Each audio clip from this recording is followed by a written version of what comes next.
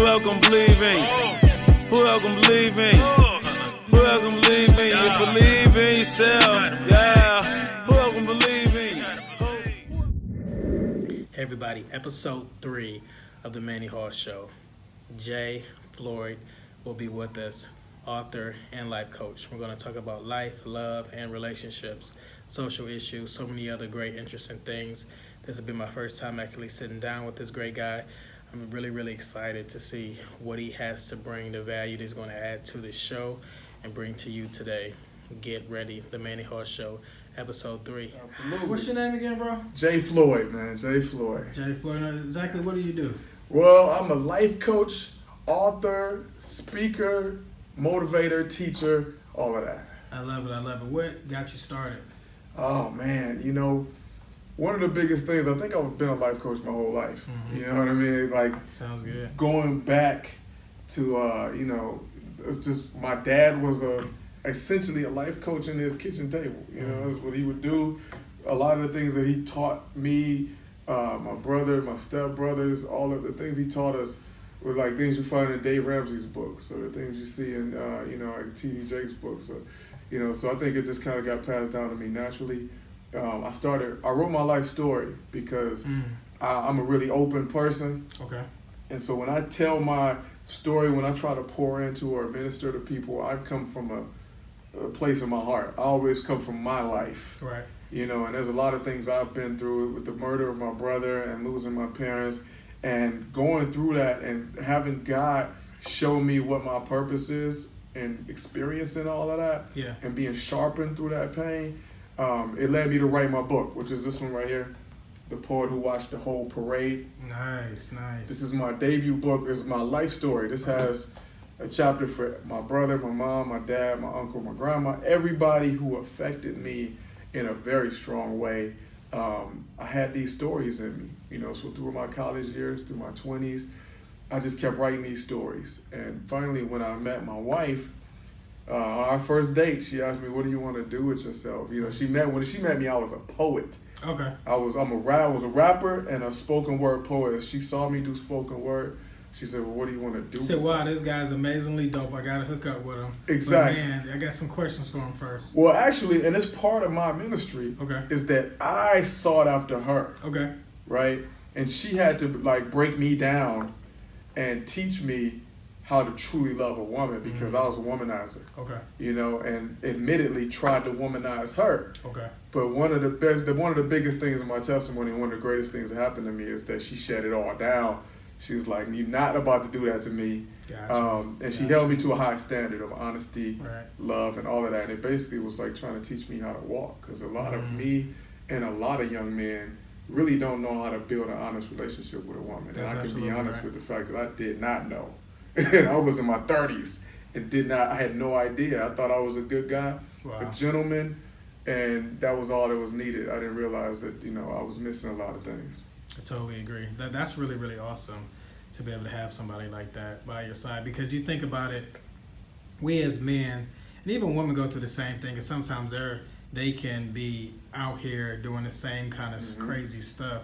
But for you to be a man, black man at that, be able to recognize that at a young age, because you say 30, but that's still crazy young. Yeah. Like you a great guy, got a great wife by your side, kids, and you recognize exactly what journey you were going on and where you wanted to be and said, let me get off of this and do something else. Absolutely. So through all of those changes, what really gave you that motivation?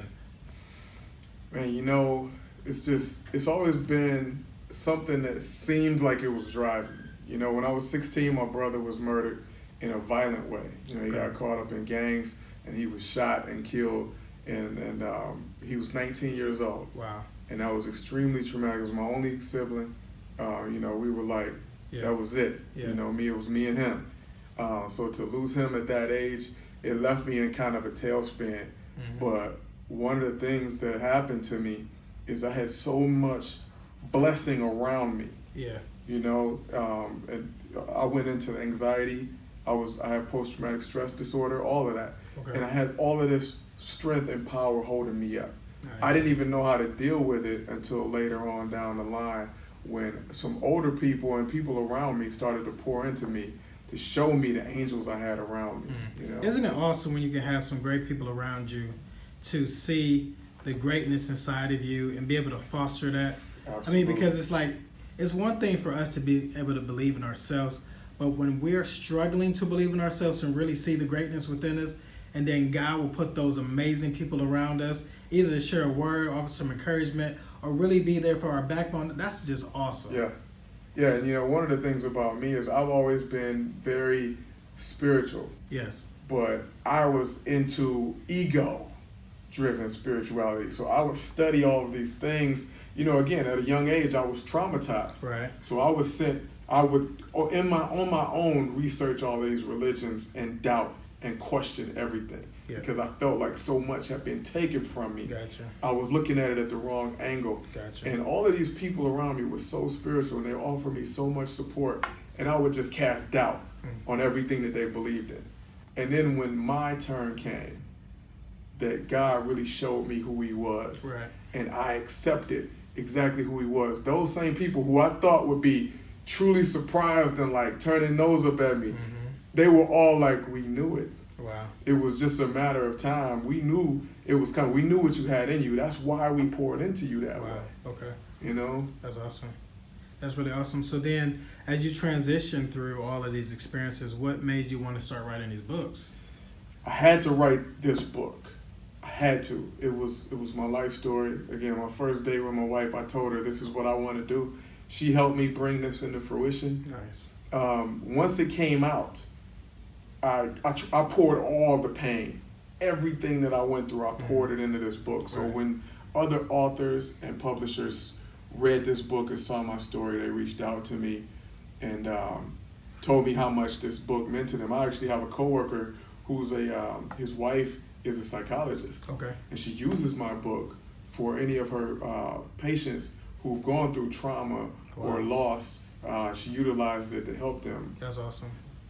And I just earlier today saw the interview that you did with another young lady. Yeah. And you were talking about the second book you Yes. co-authored with 9 other individuals or 8 other individuals. Yeah, that's this one here, Okay. which is the unofficial guide to fatherhood.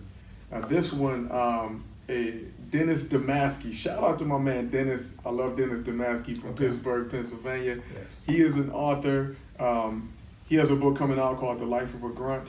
He reached out to me. He saw my story. He saw my bio on Amazon, read the book, and loved my story. And Nice. he had a vision of authors from around the world who were fathers coming together to write our unique stories. Because, I mean, it's people from 30 to 60. There's people white, black, every walk of life. There's a couple of guys who are best-selling authors. Oh, wow. So he wanted all kind of unique stories. Yes. And he wanted us to, it's called the unofficial guide to fatherhood because nobody has the real key. Right. We don't have the all-knowing solution. Exactly.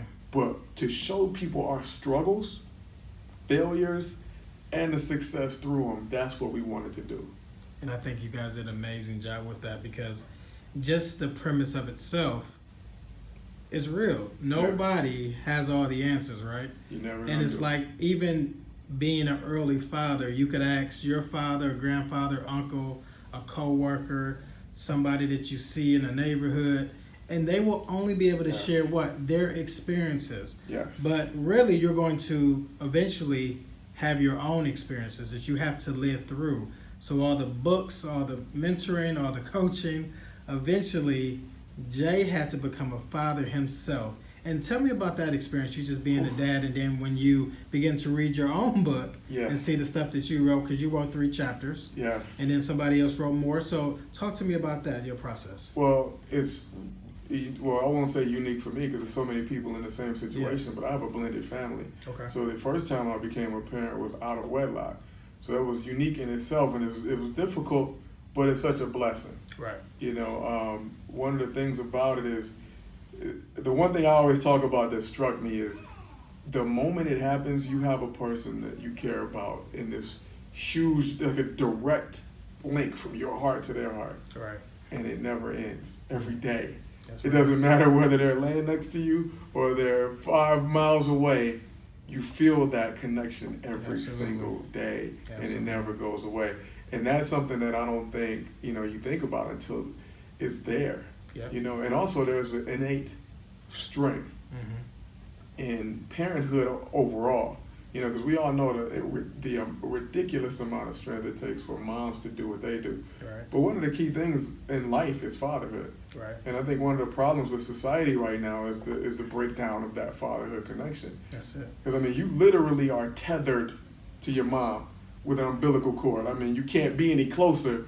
For almost 10 months, you have a cord connecting you to that person. Right. But your father, you got to meet that dude. That's right. That's the first relationship that you ever have to build. And you don't have the ability to do it. You can't speak. So it's up to him to do it. Right. And when it doesn't happen, we seek it elsewhere. And we're behind the 8 ball. We become staggered a little bit. But it's key. So you were saying that there is some correlation with young men, even young women, being out here, whether they're having sex, whether they're gambling, whether they're using drugs, seeking attention from other ways, just because of that father component. Absolutely. There's a balance. There's a divine balance in mothers and fathers, even biological and biochemically, we're designed in special ways. Women in today's society do go above and beyond. They end up having to be husband, wife, mother, father, everything, and they do it because women are strong enough to do it. Right. But it's not the balance. It's not the way it's designed to be. So a lot of times these children end up seeking that father figure elsewhere. Right. And when they do that, what are some of the challenges they experience? Oh, it's really tough, and I can speak from personal experience in that, my parents were divorced. They split up when I was 2 months old, so I never saw my parents in the same room. Wow. Other than a child support court. That's it. And it was difficult. And I love both of them. They're both great people. But because I lived with my mom completely, she had full custody. So because I didn't have that direct father figure, I sought it elsewhere. So even in my uncle, my mom's little brother, he was a pimp. Right? Okay. And when I say that, a lot of young people think I'm talking about like Diddy or something. No, I'm talking about like a real pimp, like with the yellow suit, yellow fedora with the feather, right. The yellow Cadillac, that kind of pimp. Gotcha. So that's what I saw. My mom would teach me, don't be like him. But that's what I see. And kids are gonna do what they see. So even though I was and this is what one of my struggles was, even though I was processing the fact that I'm a gentleman because I'm going off of what my mom is teaching me, I don't have a positive figure to show me what loving a woman looks like. The male figures I had were showing me what not to do. So I began to think of my own ways. I build my own rules, and that becomes egotistical. So I think, hey, my mom said I'm a great person, so I'm good. I'm not womanizing. Right. I'm not out here trying to hurt these women. Right. But anytime if you possess a woman's heart and you intentionally try to obtain a woman's heart and you have no intention on doing anything with it in the future, then you're just as bad as somebody out here trying to pimp or somebody out here that's abusing women. It's all on that level. It's all the same thing. You're trying to intentionally hurt somebody. And as a man, you got to take responsibility. Because even before you're married, all God sees is, these are my children. That's right. That man is my child. That woman is my child. You may think, I'm not ready to get married or whatever, but God sees, how are you treating my daughter? That's it. And that's one of the things it took me a long time to understand. But because of the experience I have now, I can pour it back into some younger people who are going through that. Absolutely. I love that. Absolutely love that. And, it is vital that we all begin to look at everybody that we interact with as valuable, as precious, as great. Because if we don't, we will begin to devalue them and not see them what their honest worth truly is. And some of the times, like we talked about the mentorship that you had in your life, and if we don't value these people, we might be the only opportunity that they see of something great. Yes. And if we don't take advantage of that, then we're just like everybody else in their life that have upset them, let them down, disappointed them. Yeah. It's very true. So now let's transition about business. I mean, you got these great books over here. Yeah. I know you're pushing these books. Yes. Like, talk to the people about this entrepreneurship lifestyle. I mean, you also have a family, but at the end of the day, you're trying to get this paper, you're trying to grind, you're trying to make it. Talk to me about that. Well, one of the things I try not to get so caught up in the numbers of. Okay. Right? You don't want to get caught up in money. Okay. One of the things I can say is, after not to get too deep because it is in the book. Yeah, right. Okay. But, part of my testimony is just, after my brother was killed, my mom really struggled emotionally and psychologically. She was what I would consider pretty sure clinically paranoid, right? Okay. And we experienced a lot of problems where she lost her job, we lost our house, we had no place to live, we were homeless. Oh, wow. I was going to high school. So what age was this? I was 16 and 17, Wow. and so you're in high school. Absolutely. Living as a homeless young man. Homeless young man. Now, did people in school know this? No. Okay. No, because a couple of close people by me knew, but, one of the things about anxiety is you get really you don't want that kind of embarrassment. So for me, my brother was murdered right in the summer of right before my 10th grade years. Wow. Or 11th grade year. So I have 11th and 12th grade to go to, but it happened in the summer. Wow. So I attempted to just go back to school acting like nothing happened. Yeah. If people didn't bring it up, I didn't bring it up.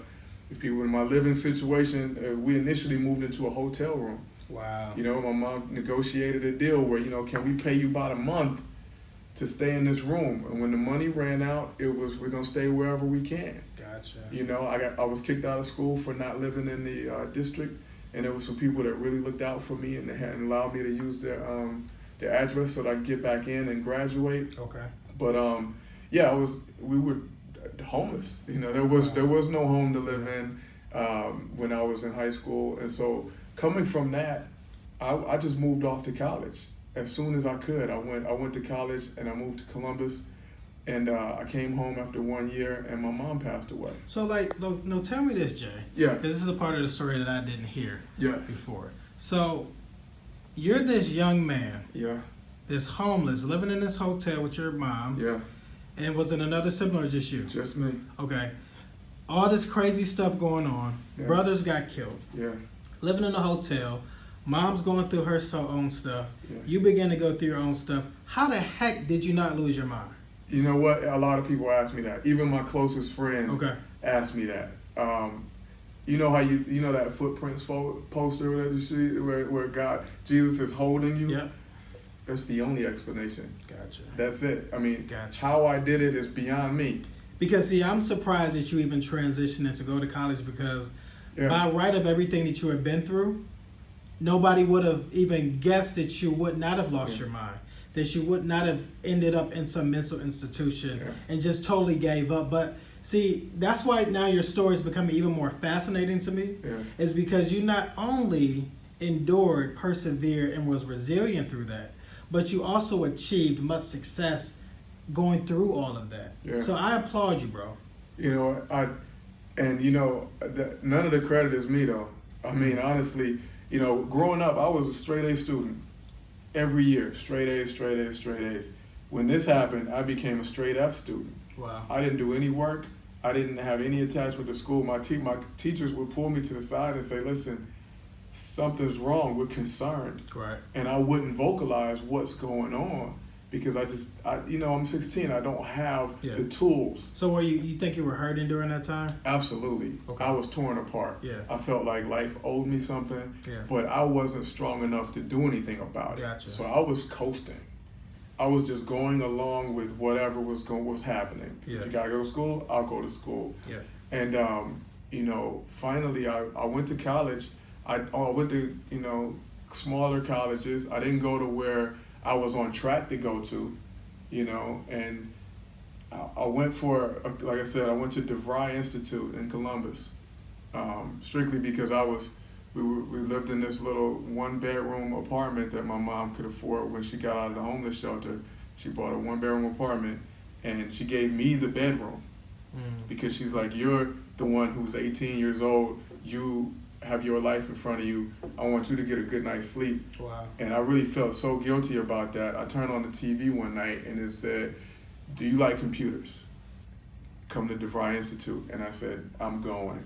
So Gotcha. their only campus was Columbus, Ohio, so I moved to Columbus. I went there for a year and came home for summer vacation, and my mom passed away. Wow. And I found her in her apartment, in that same apartment with the one-bedroom apartment. And, you know, I had zero money, no dollars. She had no dollars. She had a ton of debt. And I had to do my best to try to proceed from there. And it was difficult, but I did the best I could. I made a funeral for her. And I was really hurt from when my brother passed away, you know, because we were not in a church at the time. And my mom just had the default funeral director speak. And I remember thinking, this man doesn't know my brother. He couldn't even remember his name. He would call him Floyd. He didn't even call him by his first name. Wow. So I told myself, if I plan my mother's funeral, I'm not getting a pastor. So I planned an entire funeral. Everybody showed up, and there was nothing planned. There was no speaker. There was no nothing. And the same neighbor who let us use his address so I could graduate, he got up out of his seat. His name is Tim Hostin. If he watches this, I love you, Mr. Hostin. He got up out of his seat and spoke, and he told my mother's life story to the people standing there, and it was the greatest thing I've ever seen. Wow. And immediately after that, I said, you know, I got to keep going to college. I'm on my own now. I got to keep going to school or something to figure out a life. And I went to sign up for a class at Bryant at Stratton, and they asked me, you know, do you want to do work study or get some financial aid? And I'm like, absolutely, because I have no money. And they're like, well, where did you go to school? And I said, well, I just spent a year at DeVry. And they said, well, we're looking for a guy that can do computers. And they gave me a job. And after that, my entire career started. And from that day, I've never had to worry about a dollar at all. Wow. Financially, everything was covered. I was even able to cover all of my mom's debt from when she passed away. Never had any concerns. Wow. Wow, bro. Yeah. God is able, man. Yeah. God is so able. That's amazing. So, you know, you talked about your brother, you talked about your mom passing. Yeah. Now, where was your dad in this whole thing? You know, my dad remarried right after my parents divorced. My dad and my stepmom have always been in the picture. I had a little trouble bonding with them because I was such a mama's boy, and because my parents were so bitterly divorced, I immediately took her side on everything. Gotcha. So the door was always open, and in fact, all those years we were homeless, where I stayed a lot of the time. Gotcha. Okay. You know, they would open the door for me, and I would go there. And actually, right before I went to DeVry, or even moved into that one bedroom with my mom, when she was in the homeless shelter, I was living there, and my dad, probably one of the best days of my life, kicked me out of the house. Wow. Because he said I was not living up to my potential. You know, my parents were older. My dad was born in 1927 on a farm in Alabama. Wow. And, you know, he believed you get up, you figure out what you're going to do for your life. I don't care what city it is in. You pick up and move to that city and you make your life happen. Wow. And he was a firm believer in that. And he saw me just floating, you know, and I'm thinking, hey, my brother got killed, you know, these things are, well, you know, whatever. I get this little part-time job over here and do nothing. And, you know, I came home one day and all of my stuff was packed. Wow. And he said, you know what? I know you don't feel good about this, but you got to go. And I called my mom and I told her, and she said, you can move in. I just got this one bedroom. I'm out of the shelter. You can move into this room. And I remember when my dad said that, I told him, you know, Mom would never kick me out. And he said, you're absolutely right. Wow. I'm not your mom. That's not my role to play. Wow. My role is to get the best out of you. Her role is to nurture you. And to be honest, that was the greatest thing that ever happened to me. Wow. That's great. So where's your dad around now? Around that time or around now? Around now. Do you guys still communicate? Actually, my dad passed away in 2010. Wow. Yeah, he passed away in 2010. It was a dreaded moment for me because that was my last family member. You know, my stepmom is still alive, but as far as everybody that I'm directly related to, all the people in the household, from where I came from, my brother, my mom, my dad, my uncle, my grandma, everybody was gone. My dad was the last person, so that moment was really tough. It was it was a moment of clarity, man. Wow. But you know, the thing about it is, with my mom and my dad, when they passed away, I was there. I was standing right there. Wow. And I didn't feel any pain. Like, there could not have been more serenity and calm. You know, it's amazing what God can do to you to hold your spirit up. Yeah. When the moments where you think you will fall apart, Yeah. you're being held. Because it wasn't my strength at all. There's no way I would have been able to hold myself up. Right. But yeah, you know, and my daughter, my oldest daughter, you know, she was 4 years old at the time, and she had a really close relationship to my dad. The last thing he said on this planet was "I love you" to her. So she felt good about that moment, and I really felt blessed that they were able to have that moment.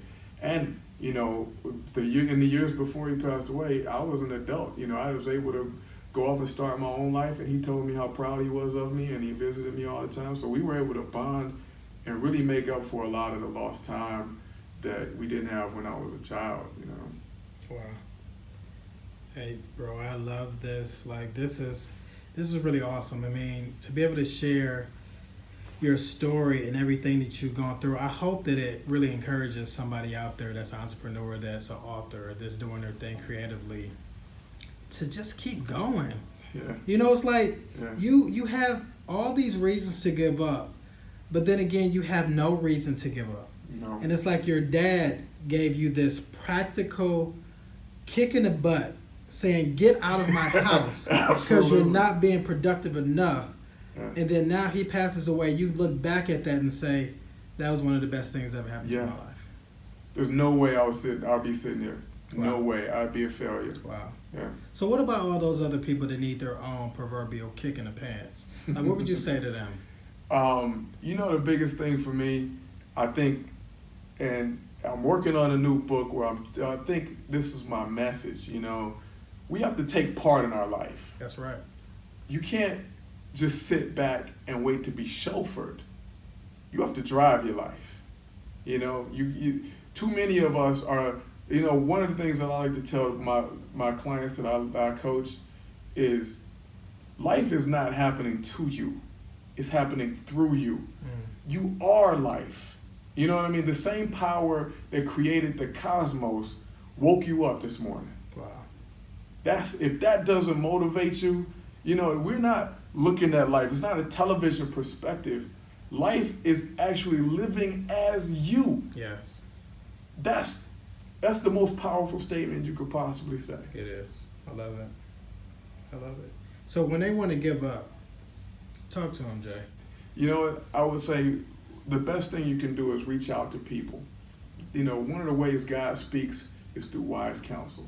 And there's so many people around us. So the best thing you can do is reach out. When I look back at my life, there were so many people placed at the right time that even when I didn't have the strength and I didn't have the wherewithal, they held me down and they could help me out. And even speaking words to keep me going. Yeah. And understanding that, again, you are connected to the creation, the creator of the universe, the power that created the universe is a direct connection to you.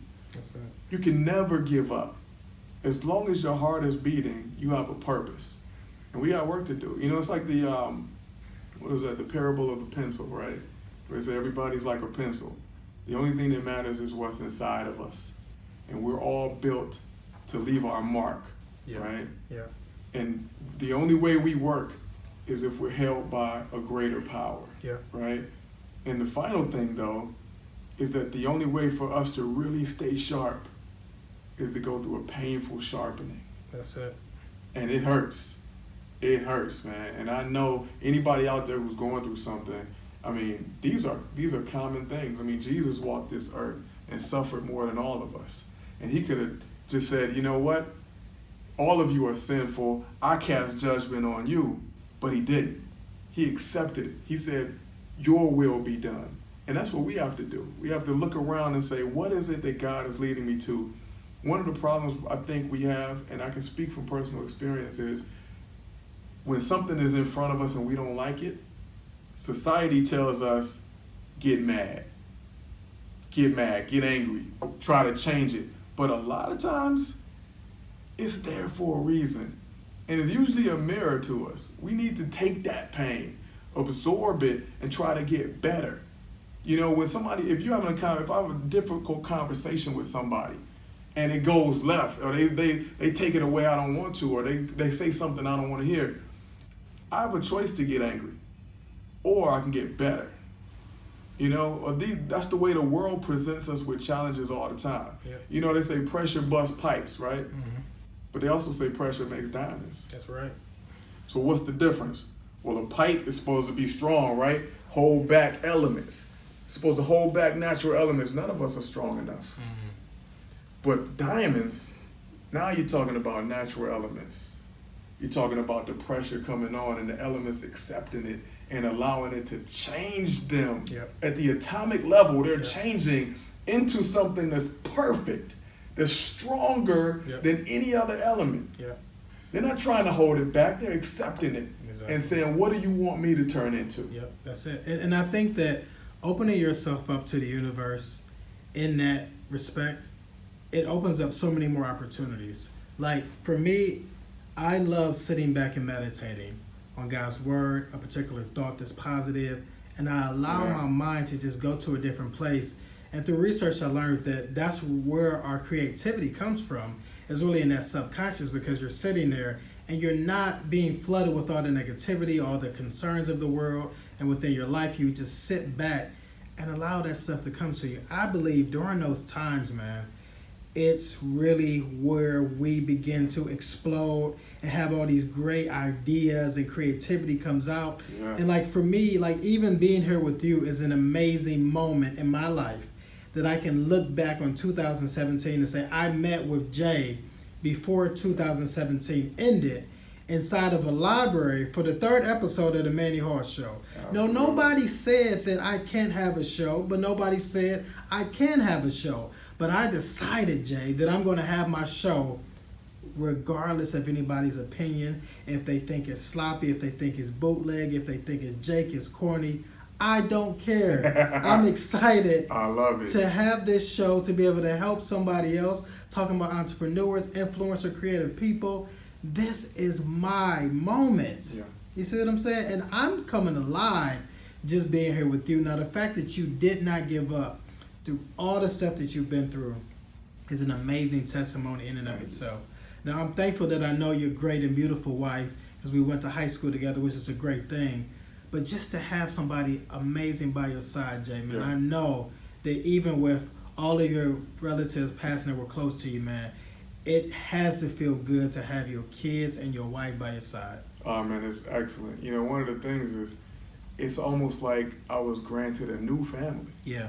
You know, I mean, I miss my brother, I miss my father, I miss my mom, but to be honest, I have new brothers. Yeah. You know, God has placed so many people around me, godly people, that pour into me and lift me up. That's you it. know, they call me, check on me, things like that. Mothers, you know, that reach out to me. My mother-in-law is so special. I love her. My stepmom, super special in my life. When I got baptized at age 36, which my mom wanted me to get baptized so bad when I was younger, and I never did. Wow. I finally got baptized, and my wife went behind my back and invited all those special people. Wow. And my stepmom showed up, and that wow. meant everything to me, man. It was Wow, so I love dope.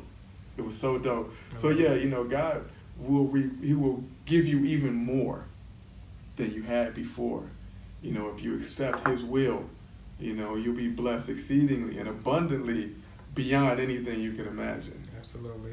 Now, as we wrap up today's session, this great episode, do you have anything that you want to tell the audience? Just keep checking for my books. Keep reaching for You got any your specials for them own. today? You know what? You can check them both out on Amazon. I don't know what the price is Okay. today, but it is the holiday season. Okay. So look on Amazon for under J. Floyd, and you'll find my bio page with both of these books. Okay. The Unofficial Guide to Fatherhood and The Poet Who Watched the Whole Parade. I recommend you get both of them. It's the holiday season, and these are great stocking stuffers. And especially if you want to send something out to any young man who might be in need of a mentor. One of the things that I do specifically is life coaching a lot of young men. Okay. I lead a group called Elevate. I lead one of the young men's groups at New Community Bible Fellowship, which is just right around the corner from here in University Heights, every other Friday. So men between 18 and 30, I advise you to come out, holler at us. You don't have to be in the church to just come out and build, man, because iron sharpens iron. And this is, we hold each other accountable. We give work. We build each other up. We help each other learn. So come out to that. Or just my life coaching practice. If you can hit me up at jfloyd1@gmail.com or reach out to me on social media, Facebook, Twitter, Instagram, any of those. And even if you want to just build with me, just holler at me. Ask me any questions. I can ask you some questions. We build through together. We get through life together. That's the way it happens. Absolutely. So on social media, it's J. Floyd. Yes, you'll find me as J. Floyd on Facebook. On Instagram, it's J. Floyd, the life coach. And on Twitter, it's author J. Floyd. Awesome. Well, this has been a very impactful, encouraging episode of the Manny Hall Show. I'm so glad that you came out, bro. Had an amazing time, learned so many great things about you. I know that you're going to flourish. I know that you're going to continue to be successful. This is only a small moment in everybody's life, and they're being able to witness history right now. Because J. Floyd won't be the same in 2019, 20, 30, 40, 50 that he is here in 2017. Thank you so much for honoring me by being on this show. Thank you so much. Thank you, bro. Appreciate you, man. God bless.